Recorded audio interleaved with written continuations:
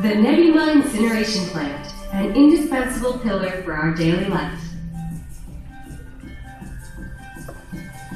The Phase 1 plant started its operation at the present site as the No. 5 incineration plant in 1958. Phase 2 plant had its new name as Shakuji Incineration Plant, which further was renamed at its third phase as former Nerima Incineration Plant. As deterioration of former Nerima Incineration Plant took place thereafter, demolition and reconstruction works started in 2010.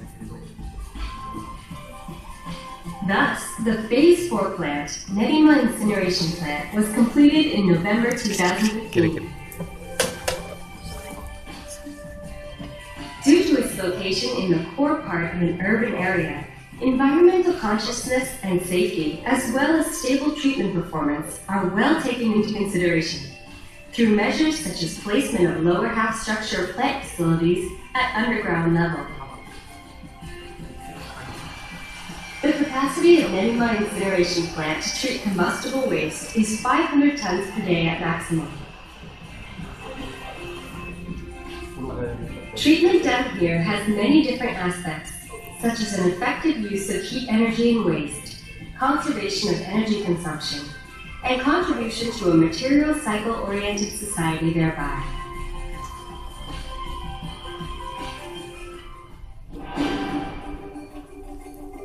Now, have a look at the flow of waste, through which waste is transported to Nerima Incineration Plant and is treated here. You are now looking at a waste pickup point that you are familiar with. It is widely known among local residents as a rule that waste is supposed to be placed at a spot like this on a designated day of a week. Combustible waste in plastic bags is transported to the Nerima Incineration Plant by waste collection vehicles.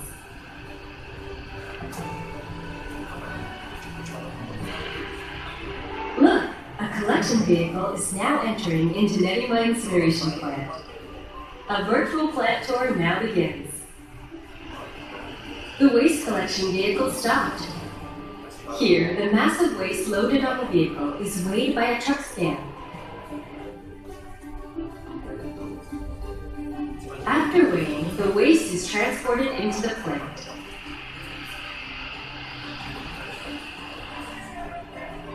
This huge space is known as the platform. Many gates are placed in line. When a truck enters the platform, it is guided automatically to a designated gate. The truck then dumps its load into the waste bunker from the gate, which opens automatically.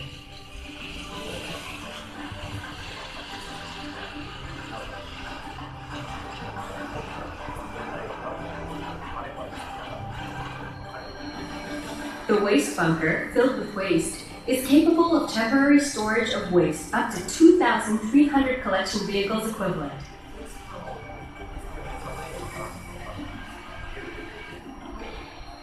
The waste collected in the bunker is not burned as it is. It is mixed with the waste crane installed inside the bunker to homogenize it, making it easier to burn. Thereafter, waste is dumped by a waste crane into a hopper and is fed into the incinerator with a constant quantity at a time by a feeder. There are 2 incinerators at the Nerima Incineration Plant.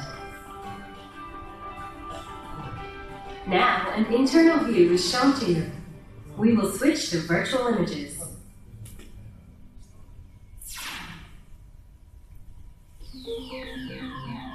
These are computer graphics of the Nerima Incineration Plant. At the end of the platform is the waste bunker, and behind that is the incinerator. Let's take a closer look.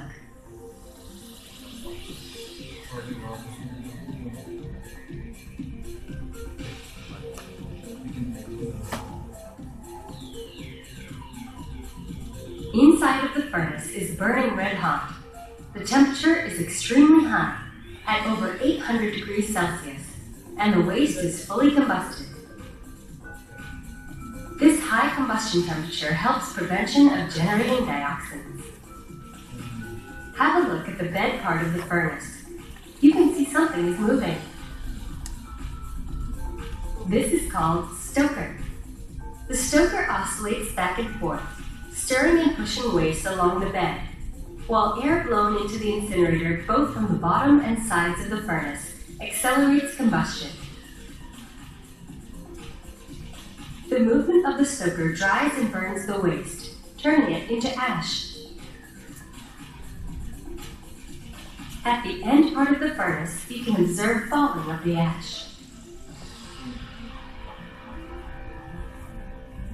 The ash is temporarily accumulated in the ash bunker and then is loaded onto an ash truck by an ash crane for transport to a landfill site.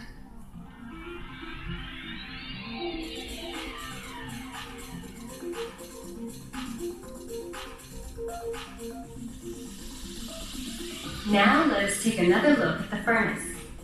Burning waste produces exhaust gas. This exhaust gas is very hot and contains toxic substances that pollute the atmosphere.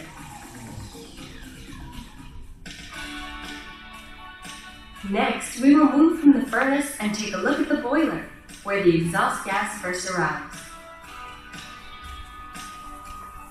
Many tubes are installed inside the boiler, and water is circulated in these tubes. Since the exhaust gas is extremely hot, the water inside the tubes is boiled while passing through the boiler to be turned into steam. In this way, heat of the exhaust gas is recovered in the boiler. The generated steam is accumulated before being distributed to different facilities for use. But this is a different story to be explained to you later. Then, let us follow the flow of the exhaust gas from the boiler to the next equipment. This equipment is called bag filter. We expect that you would recognize that it is filled with many cylindrical filters inside. As the name suggests, this is where the exhaust gas is filtered. Take a better look at one of the filters now. The exhaust gas is introduced into the filter from the bottom part and goes out of the equipment through this cylindrical filter. There are 1,120 cylindrical filters made of fine meshed fabric hanging inside the bag filter. This fabric is known as filter cloth, and it functions as a filter. When the exhaust gas passes through the filter cloth, it captures large particles of soot and dust, and only the air is allowed to pass through.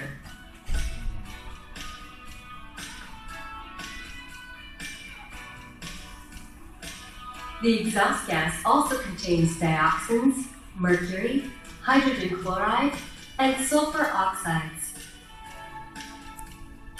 Slaked lime and activated carbon are blown into it to neutralize and absorb these toxins.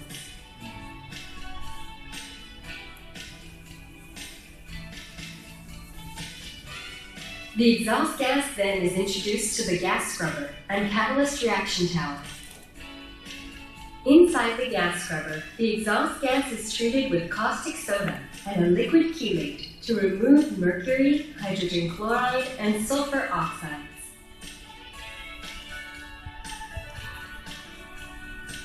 Inside the catalyst reaction tower, the exhaust gas is passed through a catalyst to remove dioxins, while nitrogen oxides are broken down through ammonia injection.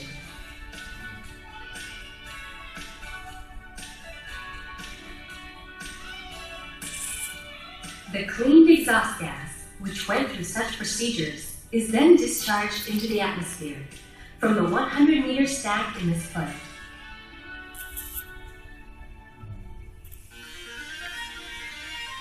We hope that you now have a clear image about the various types of equipment through which the exhaust gas is cleaned.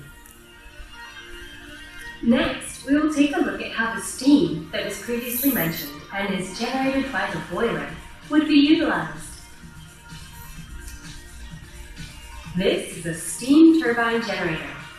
The steam generated through heat recovery by the boiler is blasted to the turbine blades, which thereby create rotating force with a high velocity. This rotating force is utilized to drive the generator, producing electric power. The power output of the steam turbine generator is 18,700 kilowatts. This capacity is enough to supply power for around 45,500 average households. Generated power is used for an in-house use, such as lighting and driving device, and surplus power is sold to commercial electric utility companies. Moreover, through heat exchange, the heat energy of the steam recovered in the boiler is turned into high-temperature water as a heat media, by which heat is supplied to nearby Miharadai heated swimming pool, elderly home, and children's house. All these procedures that we have looked at so far are managed in this central control room. Images via cameras installed throughout the premises and data obtained by equipment are all gathered here, monitoring the whole plant. This monitoring work is carried out around the clock. How was the tour? The whole process you have just viewed cannot be seen with your eyes. We hope that you now have a clear understanding that an incineration plant is working not only for the sake of incinerating waste, but working for incineration while taking the environment into consideration.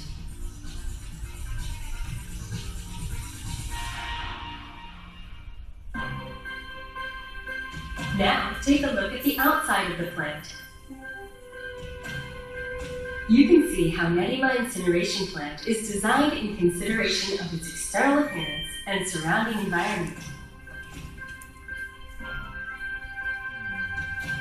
The consideration is typically shown in greenery surrounding the premises and on the walls of the construction.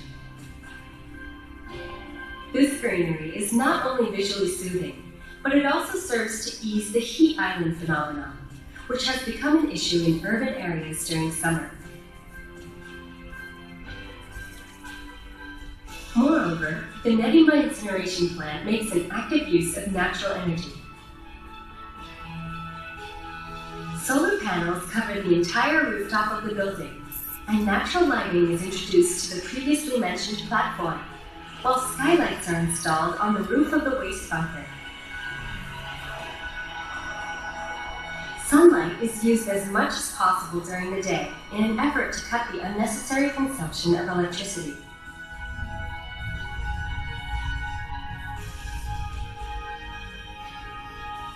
The plant indeed is a facility for treatment of waste, but you may wonder why no noise or smell can be detected outside.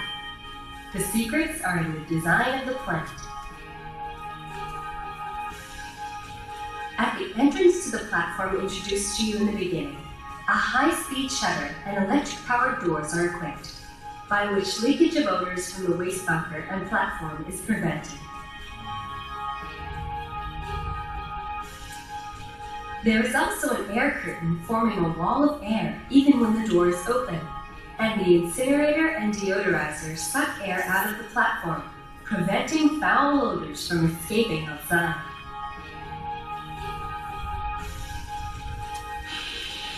The steam turbine generator and other equipment which make noise are installed in noise-absorbing rooms, while there is an exhaust silencer installed on the roof as countermeasures against noise pollution.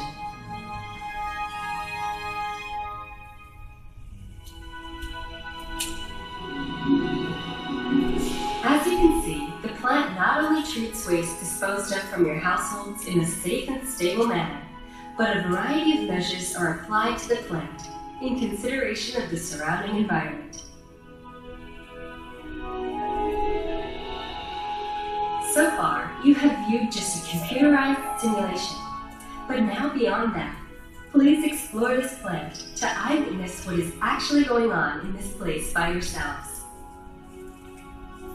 The visitor space allows you visitors to learn all about waste, bringing you to feel familiar through experiences. inviting you from the virtual world into the real world. Your curiosity would then turn into real experiences. Waste management certainly is not an issue that has nothing to do with you. Through this virtual tour, you probably have come to realize the importance of waste management. The Nerima incineration plant, tucked away in a residential area, would be a symbol of our commitment to addressing environmental issues.